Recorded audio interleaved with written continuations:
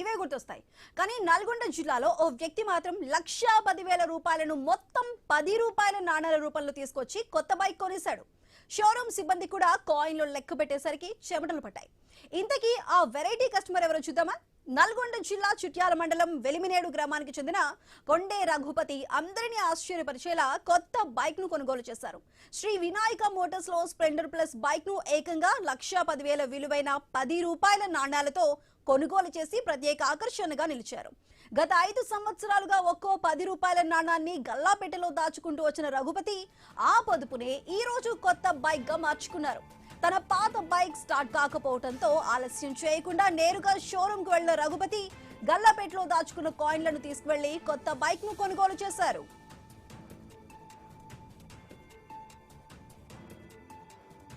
కాయిన్లతో నిండిన సంచులు చూసి తొలుత షోరూమ్ సిబ్బంది ఆశ్చర్యపోయినా గంటల పాటు ఒక్కో నాణ్యం లెక్కించి మొత్తం ధృవీకరించిన తరువాత కొత్త బైక్ ను రఘుపతికి అందజేశారు.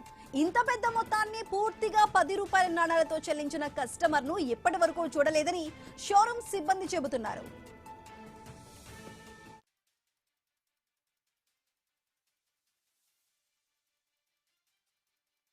నేను గత 4-5 సంవత్సరాల నుండి కాయిన్స్ అనేది పొదుపు చేయడం జరిగింది. గత 2-3 రోజుల నుండి నా బండి చాలా ట్రబుల్ ఇస్తుంది. కాయిన్స్ ఉన్నాయి కదా అని ఇంట్లో అనుకోకుండా నేను నిన్న చిట్యాల షోరూమ్కు వినాయక్ షోరూమ్కి వెళ్ళడం జరిగింది. అంతకుముందు 2 గంటల ముందు వాళ్ళకు ఫోన్ చేయడం జరిగింది. కాయిన్స్ ఇట్లా ఉన్నాయి తేవాలంటే వాళ్ళు కూడా సహకరించి తీసుకురమ్మని చెప్పారు. తర్వాత వాళ్ళు వెళ్ళిన తర్వాత కూడా మాకు సహకరించి 1.5 అవర్ పైన పట్టింది. వాళ్ళు లెక్కించి మాకు బండి హ్యాండ్ ఓవర్ చేయడం జరిగింది. సిబ్బంది కూడా మాకు సహకరించారు.